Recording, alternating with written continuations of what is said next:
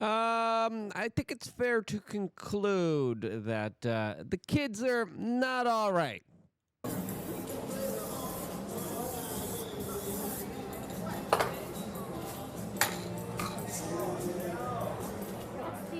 Yeah, that showed them, as right now our Department of Education with this Trump administration is on a full tear, ripping a new one to the indoctrination woke mind virus factory that some people call our education system. All of this, it is getting a big makeover, as right now we are seeing the implementation of an executive order by Donald Trump, which does some very interesting things, to quote these learning institutions, as a lot of the actions are centered around China.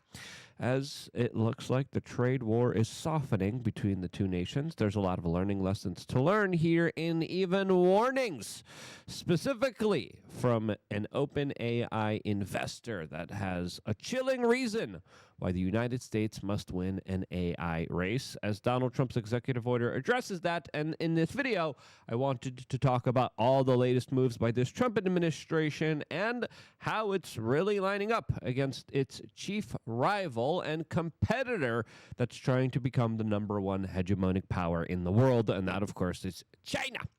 Now, a couple hours ago, Donald Trump signed executive orders around restoring equality of opportunity and mediocrity in the United States public education system. Now, personally, I know some universities got their funding cut. Harvard is one of them, as Donald Trump and his administration are in a dispute over the Harvard's ability of allowing students to protest a certain country. Now, personally, I think Donald Trump isn't going far enough. I think he should cut all funding to all of the universities. They have huge endowments, and whenever they have government money, they seem to be raising the price of tuition extremely high against the American students and young children that are going to be indebted forever. Now, I understand maybe there's some specialties like doctorates that, we might want to finance research and development on and try to spur on to have more children actually go into these fields rather than trying to be YouTubers and celebritards, because in China, the country there is filled with people who want to be scientists, astronauts, discoverers, people who actually provide valuable services. Here in America, according to all the polls, children just want to do cringy TikTok videos, which have not been that great. For me personally, if we cut funding to a lot of these universities, unless there's some specialized fields, we would see the price of tuition go down. We would see the system not be socialized, as it has been bastardized within the last few years under a woke liberal indoctrination system that truly, I believe, has rotted the minds of many young people. I know some of the kids in top universities that I've talked to, and the horror stories of what they tell me that they have to go through, the levels of purity tests and just pure propaganda. They have to apologize for their privilege. They have to write how they will fill in and be a part of a DEI woke warrior that will fight the patriarchy and the evil white man out there, as a lot of white guys, as well as a lot of Chinese students, have been discriminated against. As the Daily Mail has this article that is titled, "Trump Delivers Another Crushing Blow to Harvard with New Executive Order." Now, looking at this executive order, I think it's great, because now college universities will have to disclose foreign influence at their universities. In this executive order, Donald Trump also revoked the advisory council that set up forth new aims for historically black colleges and universities. He expanded apprenticeships and workforce development, which I think is awesome. A lot of other countries do this. We really don't do this, but I think this is a very important step towards protecting the American workforce and allowing people to actually have real life experience. And I think that's a great step in the right direction. He took an action to disparate impact liability. He removed guidelines addressing, quote, racial bias in school discipline, as Donald Trump now will be rolling back guidelines on school discipline issued by the Obama administration in a measure that Trump said will remove racial bias from schools. And there was an extreme amount of racial bias. He also signed the executive order that will have woke accountability for accreditation programs, meaning that another measure will overhaul accreditation of college and universities, calling on the Justice Department and the Department of Education to root out unlawful discrimination and ideological overreach, as overwhelmingly the universities are left-wing, and they have instituted a lot of policies that take away opportunities because of the way that people were born, which is un-American and unconstitutional. He also, this is the most interesting part here, he called for more artificial intelligence courses and certification for high schoolers. Now, this is going to be important here, as we're going to explain it to you in a little bit here. But specifically when it comes to the crackdown on foreign funding, that's going to be interesting, because will Qatar be one of the countries that actually is influencing policies, maybe even protest? Is China influencing entire departments and getting data and information for them, spurring on specific type of educational nuance in ways that benefit them in some kind of macro, micro levels? Or is it potentially Israel involved here in some universities financing their colleges that, of course, impact their policies? We're all going to find out now, as I think this targeting of the racist, biased policies, this targeting of this huge money industry that is known as the education industry is going to be pretty important to see here. Now, before talking about some of the bigger battles that are in front of the Trump administration, especially regarding tariffs, China, artificial intelligence, we wanted to tell you about wearechange.shop, one of the best shops out there. We got some really good stuff available for you. And again, Mother's Day is coming up May 11th. Do not wait. We made it very easy for you guys. Again, we got the box. Look at the box. It's pretty. It's pink. Women like pink. Look, it has this and this. Look at that. But most importantly, what's inside is the gift of health that you could give your mother or your baby mama. And we even got an eye roller that is made by Stephanie, our button pusher. We got a magnesium foot mist that is great to put on your hooves. If you have a big baby mama, her cankles right before she goes to sleep helps her get more good restorative sleep, so they are less cranky. Magnesium glycinate, look at that. Oh yeah, she's gonna get all the good sleep.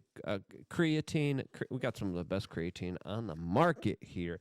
And again, look at that. We even have a sticker on top of it. You just put your name. You don't even got to do nothing. If you're a dude, hurry up. Order this now. Supplies are limited, and get it right before Mother's Day so you can hand it to your mother or your baby mama without even needing to do anything. Just open the box and show look. I was very thoughtful. You don't even have to be thoughtful, bro. We got you covered. $84, 4 products, really great quality products, and get them right now on wearechange.shop and do your bare minimum for your mamas and your baby moms. You do a lot more than just bare minimum here. As Donald Trump, I think truly is trying to figure things out for the American taxpayer, as he has been specifically implementing a tariff plan that has been receiving a lot of criticism from all of the people that are just trying to get rich.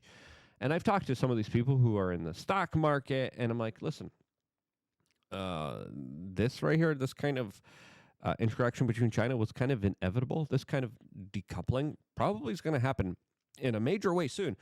Being able to understand and prep and kind of war game this and see how this is going to play out, and as well as just having a consideration for American businesses internationally, I think that's a good thing, even though there's short-term kind of pain and consequences for it, as Donald Trump also has announced that he's going to, of course, be working out a good deal for China. The markets have responded positively to this, but he's also specifically talking about how he wants to lower the income tax for the average American. This is huge here, as he confirms. Yeah, he's in active talks with China right now. He's in active talks with the world right now. And I think him getting rid of taxes, I think him trying to incentivize American enterprise, business, and this field of artificial intelligence, which is a crazy dangerous field. We're going to be talking about that in a little bit here. But this is what Donald Trump had to say here that I think is important and worth paying attention to. Hi, Mr. President, on China. Yeah, we are going to have a fair deal with China. It's going to be fair. Are you talking to them actively now? Actively. Everything's active. Everybody wants to be a part of what we're doing. They know that they can't get away with it any longer, but they're still going to do fine. And we're going to have a country that you can be proud of, not a laughing stock all over the world for many years. You know, in 1913, they traded to the income tax system. We used to be all tariff, and we had no income tax, and we had the wealthiest country we've ever had proportionately. From about 1870 to 1913, it was all tariffs, and we had more money than anybody. They had committees how to spend the money. They had so much money they didn't know how to spend. Then some brilliant person said, let's go income tax. Let's let the people pay. Now, one of the worst ideas ever that has institutionalized into the American people into debt slaves right now. And seeing Donald Trump talk about this in 1913 and the creation of the U.S. Federal Reserve banking system, as he's at odds with the Federal Reserve banking system now, is a good sign that he actually knows what's going on here, and he's trying to steer the ship and the American public in the right direction in order to kind of deal with the upcoming ish storm coming our way, which is going to be very severe and significant. We're going to be able to substantially lower taxes when this is finished. So, Mr. President, how does it look in the meantime? Are you considering? It looks good. Yeah, no, it looks good. While you're negotiating? It looks good. We were losing anywhere from $3 to $5 billion a day. Think of it. We're losing billions of dollars a day under Biden and other presidents, frankly. But under Biden, it got really worse. China got out of control. We're losing $1 trillion a year. Trillion, not a billion, not a million, $1 trillion. And now we're going to be making money with everyone, and everyone's going to be happy. But we're no longer going to be the country that's ripped off by every country in the world. Yeah, and that's a stance that I think is very unique here, as markets once again are responding very positively with Donald Trump announcing his ongoing conversations with China, which he deems very productive. No, we're going to be very nice.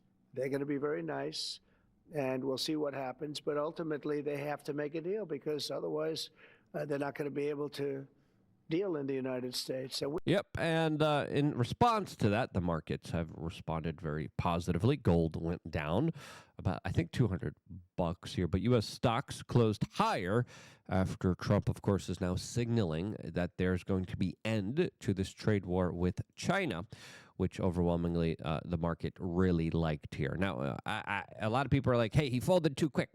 Maybe there's an argument to make here, but we're also finding out, as the Daily Mail writes now, quote, how a stark warning from Walmart boss convinced Trump to be very nice to China on tariffs. Now, is that exactly what happened here? Was just the Walmart CEO the one calling the shots here? I disagree with that. There's a lot of things at play here.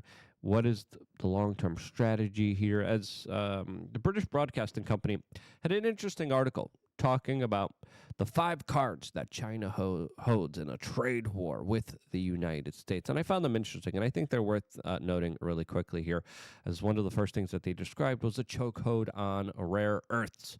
Now, this is big, as a lot of companies like Tesla, Boeing, American defense companies, defense contractors are importing a lot of their rare earth minerals from China. China, during this trade war, during the tariff wars, was like, you know what, we're just not going to give you any. And this made an impact, and this is where the United States is weak, and this is why Donald Trump probably is trying to get a rare earths mineral deal with Ukraine. There's one preliminarily signed. There's also talks about a potential rare earth deal with Russia. This, of course, would bypass the European Union. The European Union, that would be very pissed off, along with China, if this would happen. The British Broadcasting Company also says China now knows when Trump will blink. Is that the case here? I think it's fair to assume here that the situation financially for some sectors wasn't good for China as well here, even though the corporate media was trying to underplay that. They write China has been investing in the future. That's very much true. There's also a lot of innovation that they are now spurring on. It used to be that China would just copy the world, but now with some of their cars, some of their cell phones, they're a lot more innovative than ours. And when you start looking into the markets and products, and you're like, wait, hold on. China innovated? They never did that before. They did that now. And they also, quote, according to the British Broadcasting Company, can take a pain to a point. I don't know. The United States and the Chinese economy is very coupled here, but we have to understand here, there's also a lot of propaganda that we're hearing here. We have an interesting article here from the Zero Hedge that is titled, China's Weaponizes Magnet Exports, Potentially Delaying Tesla's Humanoid Robot Production. China looked at where we were dependent on them the most, and that's where they decided to hit us the most. The United States just did a blanket kind of tariff in order to have negotiations here. What will be this deal? What will be this negotiation that China and the United States come to? Well, hopefully it's a little bit more of a fairer situation, but right now, China is on a tear. They have created a Belt and Road Initiative. They are getting natural resources from Africa, Latin America, Asia, Europe, Ukraine. They have a deal with Ukraine. That's pretty massive. That's one of their big trade partners out there. And they are also not only innovating new products, but they are also, according to some people, trying to become the world leader in AI, which would essentially create a do or die situation for the United States and its grip of world hegemony. As we have one of the early investors in OpenAI talking about how the real AI threat isn't war, it's, quote, influence, saying, forget missiles. The most powerful weapon China could wield with AI is influence.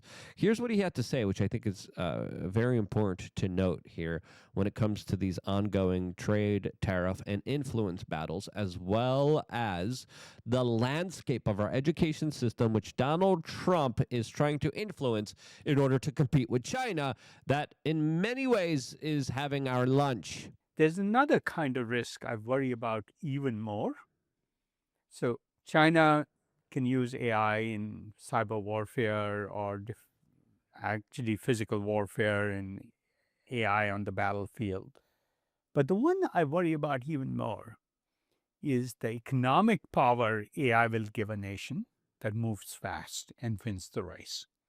Once you have economic power, I think it's trivially easy by 2030 to imagine China providing free doctors to the whole planet, free tutors to every child on the planet, and using essentially free goods and services to spread their political philosophy. Yep. And if something is free, you are the product. And we've seen that with social media. And a lot of people are saying, yeah, AI is going to be replacing doctors, lawyers. But what if China replaces them first and they have the kind of monopoly on this and they're doing it in a way where they kind of slowly and surely hoodwink you, convince you.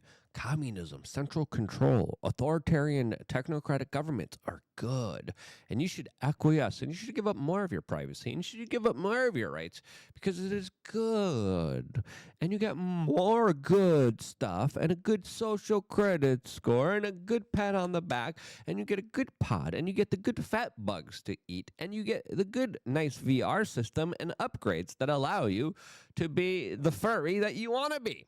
Are you super excited about your little slave pod that prevents you from traveling the world, traveling in your car, having a family, procreating and reproducing? As, of course, Yuval Harari literally is arguing that most humans will become useless. Yeah. How do you feel about that, buddy? Good question, as I think we are in an AI race that is becoming more and more intertwined with our regular society. As I think this executive order highlights, yeah, China is the big threat here. They are taking our lunch. The previous administration gave them our lunch. This administration looks like that they are actually trying to do something, finagle something, stand up to China, work out some kind of better deal, and try to set us on the forefront of being able to establish ourselves in this ever-changing, challenging world in a way where we actually have a foothold in it and have an ability to practice in a fair economic way. I think that's a great deal. If you agree, share this video. Get your Mother's Day's coming up. Stop being a bum. May 11th. All right, it's April 24th. May 11th. Hurry up. Go. Get it right now before they sell out. We're very close to selling out. And before we stop shipping them. We're going to stop shipping them. You're not going to get them in time. You got nothing to give your mamas. What are you doing? Thank you for all of your support. Thank you so much for watching. Thank you so much for subscribing. Stay tuned for more here on youtube.com/wearechange.